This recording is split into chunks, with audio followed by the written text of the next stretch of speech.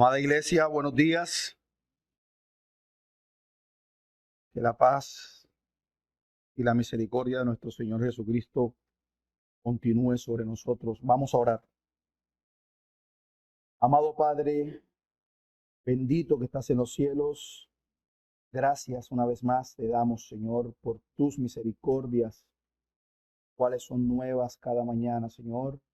Y todos los aquí reunidos somos testigos de ella.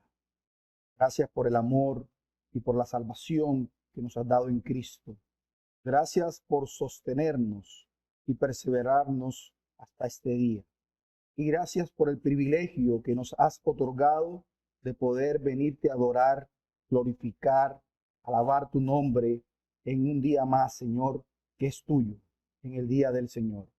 Te rogamos, Padre, que tu Santo Espíritu guíe nuestras vidas, nuestras almas, que por favor nos hables con poder en esta mañana, que nutras, Señor, nuestras almas, nuestros corazones con la predicación de tu bendita y santa palabra, la cual, Señor, sabemos que jamás regresará vacía, que tú cumples el propósito en nuestras vidas y no solo exhortas, no solo confrontas, no solo consuelas, no solo guías, sino también, Señor, que nos santificas a través de ella. Por eso yo te pido en esta mañana, mi Señor, por los méritos de Jesús, que me ayudes a mí, para que yo pueda ser un instrumento en tus manos y pueda, Señor, llevar a tu pueblo tu palabra. Por favor, Padre, guarda nuestros corazones y guárdame a mí de adulterar, oh Señor, tu palabra, de tergiversarla. Ayúdame a ser fiel, Señor, en la exposición, ser fiel a ti y ser fiel a la exposición, Señor, de tu bendita palabra. Todo esto te lo pido, Padre, en el nombre bendito de nuestro Señor Jesucristo, que vive y reina por los siglos de los siglos. Amén. Les invito, amados hermanos, a que me acompañen al libro de Ruth. Vamos a continuar con nuestra serie de servicio de sermones expositivos en el libro de Ruth. Ruth, capítulo 1. Vamos a leer los versículos 19 al 20. Le pido el favor, en cuanto lo tenga, que por favor se coloque sobre sus pies y reverenciemos la bendita palabra del Señor. Ruth, capítulo 1, versículos del 19 al 22. Leo para ustedes la gloriosa y bendita palabra de Dios. Dice: anduvieron pues ellas dos, hablando de Noemí y Ruth, hasta que llegaron a Belén. Y aconteció que, habiendo entrado en Belén, toda la ciudad se conmovió por causa de ellas. Y decían: ¿no es esta Noemí? Y ella les respondía: no me llaméis Noemí, sino llamadme Mara. ¿Por qué? Porque en grande amargura me ha puesto el Todopoderoso. Yo me fui llena, pero Jehová me ha vuelto con las manos vacías. ¿Por qué me llamaréis Noemí, ya que Jehová ha dado testimonio contra mí y el Todopoderoso me ha afligido? Así volvió Noemí, y Ruth, la moabita, su nuera, con ella, volvió de los campos de Moab y llegaron a Belén al comienzo de la siega de la cebada. Pueden tomar asiento, amados hermanos. Hemos dicho muchas veces que este libro de Ruth es un relato emocionante de cómo Dios trabaja en nuestras vidas, en la vida de las personas, para llevar a cabo su plan eterno. En este capítulo 1, nosotros vemos cómo esta mujer llamada Noemí y su familia se ven obligados, recuerden, a huir de Belén a causa de una terrible hambruna, pero después de perder a su esposo e hijos, Noemí decide volver a Belén con su nuera Ruth.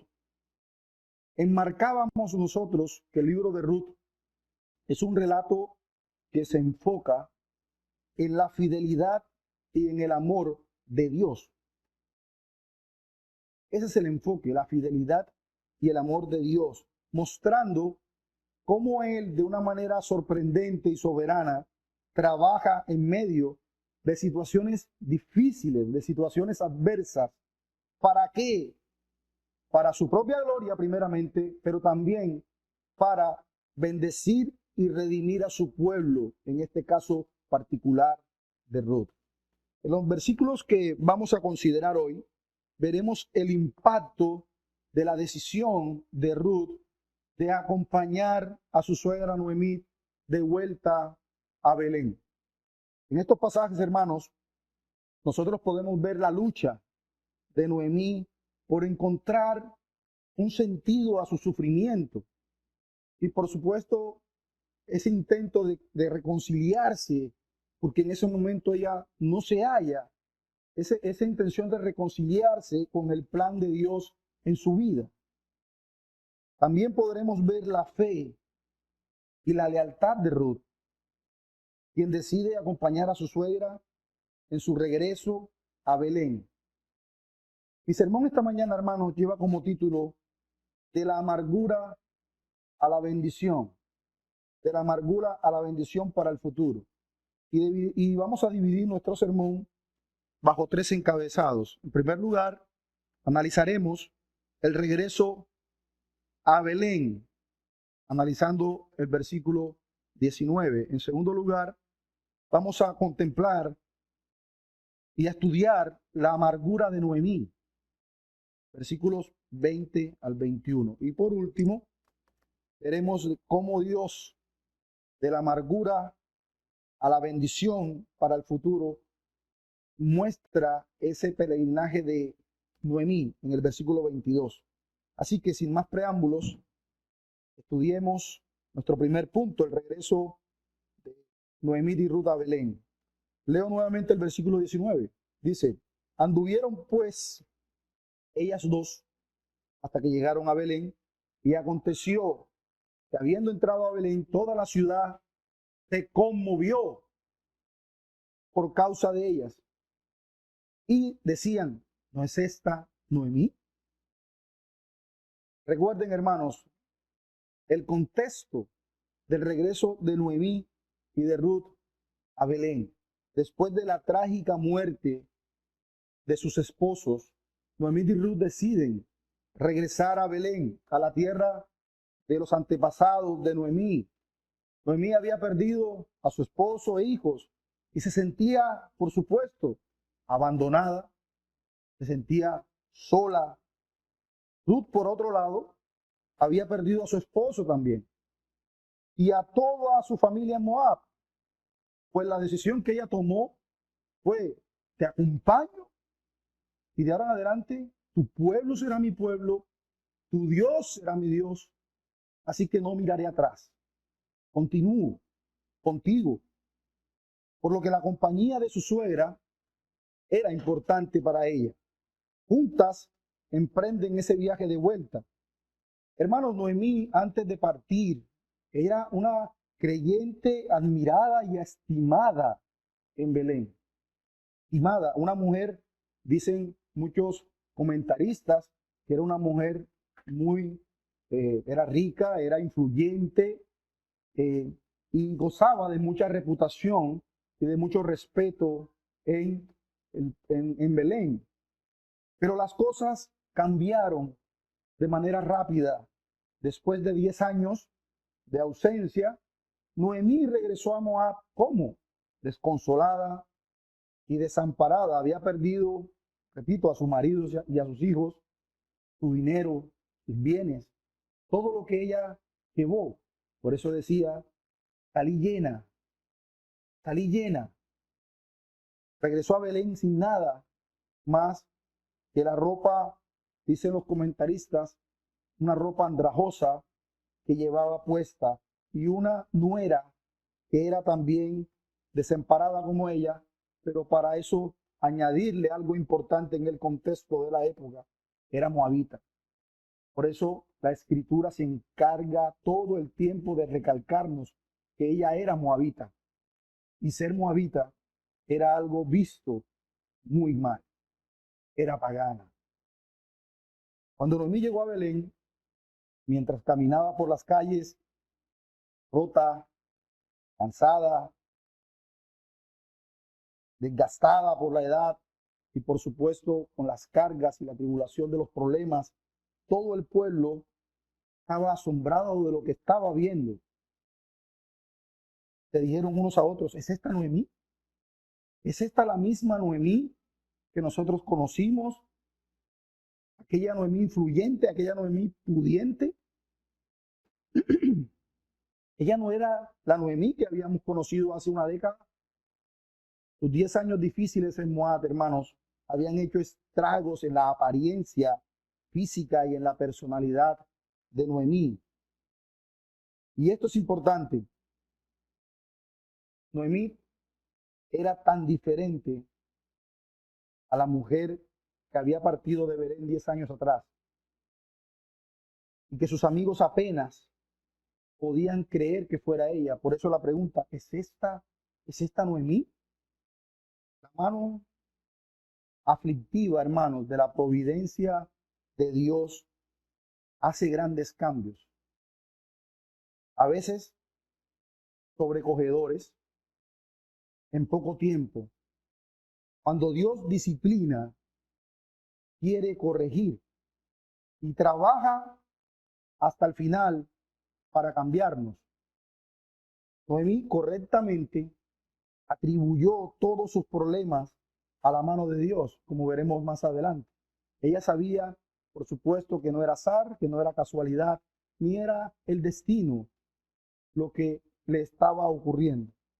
Aprendió que todo lo que había experimentado fue hecho por la mano de su Padre Celestial y que todo había sido para el bien de su alma, aunque ella en el fondo no lo entendía en ese momento. Pero ella se le hizo a sí misma y hizo algo que muchos de nosotros hacemos. ¿Qué cosa? Culpar a Dios. Culpar a Dios. Salió llena. Su esposo, como les decía, era un hombre pudiente, un hombre respetado. Sus hijos gozaban de buena salud. Su familia gozaba de cierto estatus social y prestigio en Belén. Pero cuando volvió a casa, las cosas eran diferentes. Llegó a casa vacía, sin nada. Ahora bien, hermanos, normalmente un viaje desde Moab a Belén en esa época era más o menos unos 80 kilómetros.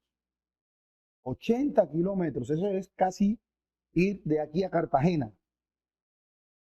Bueno, imaginen ese viaje a pie.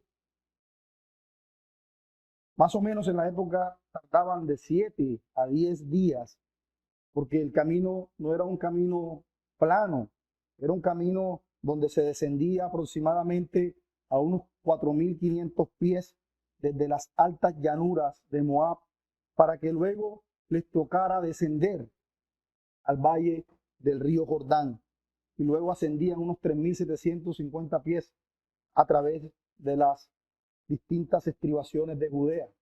No era un viaje fácil, era un viaje difícil. Por supuesto, no hace falta decir que estas dos viajeras se habrían visto cansadas, agotadas por el viaje. Recuerde también, hermanos, que estos eran los días en que gobernaban los jueces, y ya hemos hablado de ese contexto. Era un contexto muy sanguinario y muy peligroso. Los caminos eran para nada seguros. Lo más normal que ocurriera a los viajeros era que los asaltaran en el camino, que les robaran sus pertenencias. Ese era el contexto en el que salieron estas dos mujeres, por lo que podemos evidenciar también la protección del Señor para con ellas, velando por ellas hasta llevarlas con bien de regreso a Belén. Ahora bien, cuando llegan a Belén, las mujeres se sorprenden al ver a Noemí y la llaman por su nombre. Pero Noemí les dice, no me llamen Noemí. Recuerden que significaba placentera, dulce. Eso es lo que significa Noemí. Significa placentera, dulce, piadosa. Ella dice, más bien llámenme Mara. Mara, que significa literalmente amargura. Eso es lo que significa el nombre Mara, amargura. Ella explica que Dios le había quitado todo lo que ella amaba, que había regresado a Belén vacía y sin nada. Y esto nos lleva a considerar nuestro segundo encabezado, la amargura de Noemí, versículos 20 al 22. Dice, y ella respondía, no me llaméis Noemí, sino llamadme Mara. ¿Por qué? Ella explica la razón. Porque es grande la amargura que ha puesto el Todopoderoso. Yo me fui llena, pero Jehová me ha vuelto con las manos vacías. Nuevamente pregunta a Noemí, ¿por qué me llamaréis Noemí? Es decir, ¿por qué me van a llamar placentera? ¿Por qué me van a llamar dulce? Ya que Jehová ha dado testimonio contra mí y el Todopoderoso me ha afligido. Es imposible que no nos hagamos una pregunta. ¿Qué sería lo que hablaron Noemí y Ruth durante todo su viaje de regreso a Belén? ¿Será que hablaron de Dios? ¿Será que hablaron de la ley de Moisés? ¿Será que hablaron de la fe judía, del pueblo judío? ¿Será que hablaron de su nuevo hogar en Belén? ¿Será que esos fueron los temas de conversación? Me pregunto, hermanos, porque el tipo de respuesta que le dio Noemí a Ruth, ya que ella era una mujer amargada en ese momento. Y es importante porque, hermanos, cuando nosotros estamos llenos de amargura, todo nuestro pensamiento, todo nuestro espíritu se contaminan de esa amargura. Eso significa que lo que digamos sobre cualquier cosa se matizará a causa de nuestro espíritu amargo. Nuestros pensamientos, por supuesto, también se volverán sesgados por la amargura, negativos por la amargura. Y tendremos ese espíritu crítico donde a todo le encontramos lo malo. Todo el tiempo. Noemí había salido llena, positiva, llena de ganas, con una gran esperanza. Pero ahora ella está amargada y es una mujer sin nada, un hogar vacío y un corazón vacío. Debido a que ella se rindió al Señor y aceptó su amorosa disciplina, no experimentó en ese momento el fruto apacible de justicia. Recuerden lo que dice el autor de Hebreos en el capítulo 12, versículo 11, que ninguna disciplina en el presente parece ser causa de gozo, sino de tristeza, pero después da fruto apacible de justicia, a lo que ellas han sido ejercitados. Pero la pregunta importante aquí es, pastor, ¿qué es la amargura? ¿Qué es la amargura? Es un estado del corazón donde no hay o no existe alegría, donde no hay gozo. Su causa suele estar enraizada en algo. Hermanos, la amargura es una enfermedad que se propaga rápidamente, incluso en la vida de los cristianos. Es un problema real. No pensemos ni por un instante que la amargura solo es un problema para los no creyentes. No, hermanos. No pensemos que la amargura es algo que solo le pasa a aquellas personas que sienten todo el tiempo que Dios y la vida no han sido justos con ellos. Nunca olvidemos que vivimos en un mundo maldito por el pecado. Y hasta que el Señor no venga a redimir esta tierra, la vida no será justa. Vivimos en un mundo de pecado. La mayoría de nosotros Sentimos muchas veces que nos han tratado mal en la vida o que nos han pateado los dientes o que hemos tenido que soportar cosas que nadie más le ha tocado soportar. A veces sentimos que hemos sido maltratados y nos preguntamos, ¿por qué ha pasado esto a mí? ¿Por qué a mí? Yo no merezco esto. ¿Alguna vez te has sentido así? Yo creo que sí. Yo creo que sí. Pero ante esto, solo debemos recordar un pequeñísimo detalle, que nada se nos presenta sin el permiso de Dios. Nada. Noemí había confundido la mano de corrección del Señor con su corazón de amor. Todo lo que podía ver en ese momento era lo malo, solo lo malo, y sin embargo, el Señor la estaba disciplinando para traerla de vuelta a casa, para traerla de vuelta a la casa del pan, a Belén. No me llaméis Noemí, sino llamadme Mar, porque en grande amargura me ha puesto el Todopoderoso. Jehová ha dado testimonio contra mí y el Todopoderoso me ha afligido. Ella expresa su dolor al decir, y nuevamente lo recalca, yo fui llena, yo estaba bendecida, yo tenía muchas cosas, incluido a mi esposo y a mis hijos. Pero me ha hecho volver el Señor de una manera muy diferente.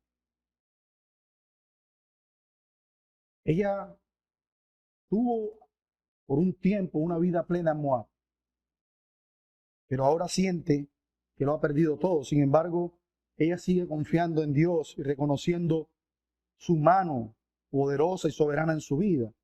Noten que ella no coloca su sufrimiento en manos del destino. No, es Dios quien está haciendo esto en mi vida. Dos versículos importantes vienen al final de ese pasaje de Hebreos 12 que leímos hace un momento sobre la disciplina del Señor. Recuerden que dice en el versículo 14 y 15 de Hebreos 12, seguid la paz con todos y la santidad, sin la cual nadie verá al Señor, mirando con diligencia que ninguno deje de alcanzar la gracia de Dios, que brotando alguna raíz de amargura os estorbe y por ella muchos sean contaminados. Esos versículos están justo después de lo que el autor de Hebreos habla sobre la disciplina. En otras palabras, cuidado, que la mano de Dios disciplinándote es para que a futuro dé un fruto apacible. Cuidado con alguna raíz de amargura en tu corazón por lo que está sucediendo. Cuidado con señalar a Dios. Ahora bien, ¿cuáles fueron las consecuencias? Las consecuencias de la amargura de Noemí. Hermanos, Noemí tenía razón en algo. ¿En qué? El Todopoderoso fue quien la afligió. Claro que sí, claro que sí. Pero sus dolorosos problemas deben atribuirse, por supuesto, a su desobediencia, a su incredulidad en el momento. Note la palabra que ella misma dice, el Señor testificó o ha dado testimonio contra mí.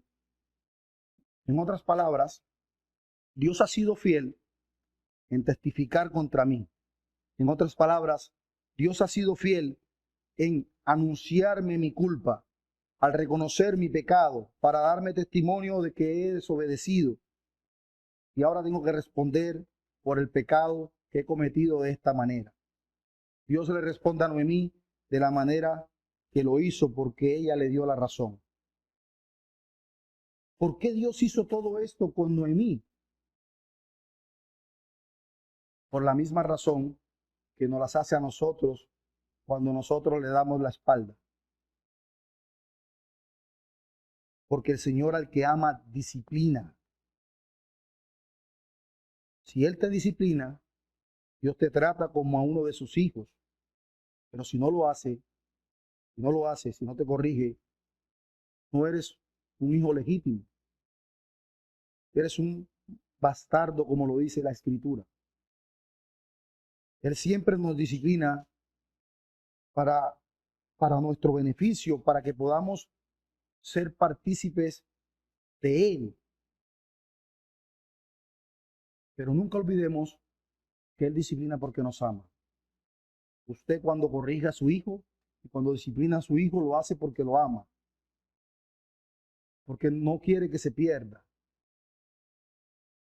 Él quiere disciplinarnos porque nos ama y quiere restaurarnos a su comunión. Dios hará todo lo que debe hacer, hermanos, todo lo que debe hacer para corregir a sus hijos descarriados y para volver su corazón nuevamente a Él. No escatimará, lo hará. Si tú eres su hijo, te traerá de vuelta, lo hará. Lo hará, aunque muchas veces sea con un jalón de orejas, pero lo hará. Decía Charles Spurgeon, permítanme citar para ustedes, abro comillas, los consuelos de la gracia de Dios son más dulces cuando siguen a los problemas de la vida. Escuchen bien, los consuelos de la gracia de Dios son más dulces cuando siguen a los problemas de la vida. Dios pronto puede cambiar nuestros dulces en amargos. Por lo tanto, seamos humildes. Él puede transformar nuestra amargura en bendición. Por lo tanto, dice Spurgeon, tengamos esperanza. Hermanos, la amargura es una carga pesada que puede impedirnos vivir plenamente en Cristo. Ese espíritu crítico, poco agradecido, inconstante, quejumbroso, es una carga pesada. Nunca olvidemos que nuestro Señor Jesucristo cargó con nuestra amargura. Isaías, en el capítulo 53, en el versículo 4 en adelante, dice, ciertamente Él llevó nuestras enfermedades y sufrió nuestros dolores, herido fue por nuestras rebeliones, molido por nuestras iniquidades. El castigo de nuestra paz fue sobre Él, y por su llaga fuimos nosotros curados. Si olvidamos esto, entonces viviremos cargados con amarguras, descontentos. Es importante recordar que Jesús ya cargó con nuestra amargura en la cruz del Calvario. No tenemos que llevarla a nosotros. El capítulo termina con la llegada de Noemí y Ruth a Belén. En el comienzo de la cosecha de la cebada. Y esto es importante. Este es el primer paso, hermanos, hacia la redención, hacia la restauración de ambas mujeres. Noemí había perdido mucho, sí, claro que había perdido mucho. Pero Dios iba a usar en estos momentos y en esta etapa de su vida, iba a usar su obediencia y la fidelidad de Ruth para traer bendición y restauración a su vida. Eso nos conecta con nuestro último punto, de la amargura a la bendición para el futuro, versículo 22. Así volvió Noemí y Ruth, la moabita. Noten cómo se encarga todo el tiempo el autor de recalcar que ella era moabita. Así volvió Noemí y Ruth, la moabita, su nuera con ella. Volvió de los campos de Moab y llegaron a Belén al comienzo de la siega de la cebada. Esto fue el comienzo Esto fue en el comienzo de la primavera, ya que la cosecha de la cebada comenzaba inmediatamente después de la Pascua. Pasada la Pascua empezaba lo que se conocía como la cosecha de la cebada, y esa fiesta se celebraba en el calendario judío el 15 del mes de Nisan, que corresponde casi con nuestra marcha. Entonces, después de la Pascua, en la época de la cosecha de la cebada, estas mujeres regresaron. Pero es interesante cómo este último versículo, hermanos, resume no solo el capítulo 1, es una conclusión del capítulo 1, pero no solo eso, sino que también nos prepara a nosotros como lectores a las escenas que vienen, a lo que está por venir en esta historia. Noemí había dejado Belén agradable, ¿cierto? Pero volvió amarga. Se había ido con Elimelech, su esposo, una fuente de bendición para su vida. Era Elimelech para Noemí. Pero regresó con Ruth, quien se convertiría en otra fuente mucho mayor de bendición para ella. Ella se había ido durante una dura hambruna, pero regresó a Belén, a la casa del pan, al comienzo de la cosecha, es decir, la hambruna había acabado. Hasta probablemente una referencia a la cosecha de la cebada que comenzó en la temporada de la cosecha en Israel, hermanos. Y quiero nuevamente recalcar que el libro de Ruth, el escritor se refirió con frecuencia a Ruth como la moabita. 6 veces lo hacen todo el libro. 6 veces. Y de esta forma, lo que Dios nos está mostrando y está llamando nuestra atención es sobre el hecho de que Él usa incluso a no israelitas para traer bendición a su pueblo. Él usa a una extranjera de una nación enemiga para bendecir a Israel. Y la clave para ella, de esa fuente de bendición, surge en este primer capítulo. Fue su fe en el Señor y su compromiso con su pueblo, la que más adelante veremos cómo lleva a Ruth a ser de gran bendición, no solo para Noemí, sino para todos nosotros, pues de ella, hermanos, el Señor conservaría la promesa de la simiente bendita de nuestro Señor Jesucristo. Ya para ir concluyendo, hermanos, la amargura es contagiosa. Si das amargura, la escucharán, la atraparán, la abrazarán, pero también la esparcirán. La amargura nunca está contenta hasta que se muestra. Necesita mostrarse. Pero por supuesto la amargura conduce al pecado. Conduce al pecado. Cuando te sientas más o menos tentado a pecar por la amargura, cuando estás contento y las cosas no te van bien, o cuando estás deprimido y sientes que solo en tu vida las cosas van de mal en peor, ojo, guarda tu corazón de la amargura. Pastor, ¿y tiene cura la amargura? Claro que sí. Se llama Cristo. Es Él quien te ayuda a dejar ir el pasado. Cristo nos da una nueva vida. Él ha dicho de modo que si alguno está en mí, nueva criatura es. Las cosas viejas pasaron. Todas son hechas nuevas. Cuando estamos en Cristo, somos transformados en nuevas criaturas. Dejamos atrás nuestra vieja forma de vivir y recibimos una nueva vida en Él. Pero algo importante, hermanos, en Cristo, Él también nos ayuda a perdonar. a perdonar. Si queremos dejar la amargura atrás, debemos aprender a perdonar. ¿Pero de qué forma? Como Cristo nos perdonó a nosotros.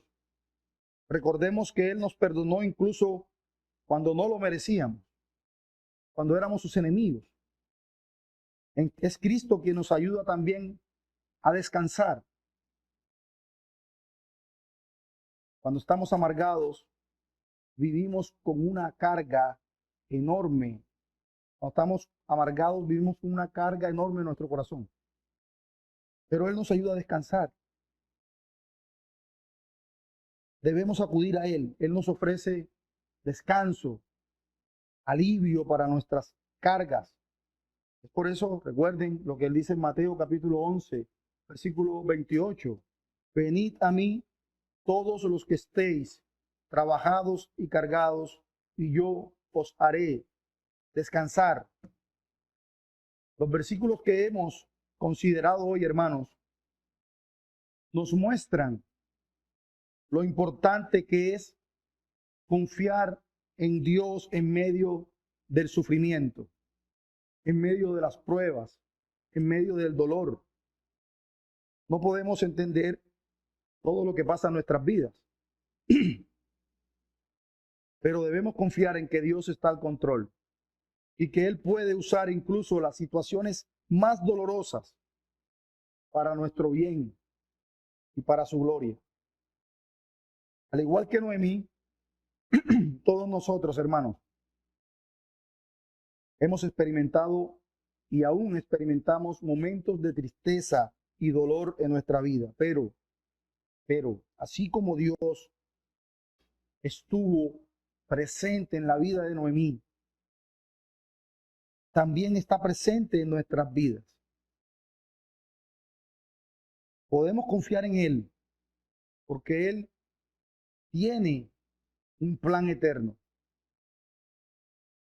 y que nos ha revelado en su palabra que para los que lo aman es un plan hermoso y maravilloso de bendición. Porque para los que aman al Señor todas las cosas obran para bien, aún en los momentos más oscuros, en los momentos más dolorosos. Él está trabajando en nuestro favor. ¿Qué es lo primero que piensas cuando atraviesas por dolor y tristeza? Honestamente,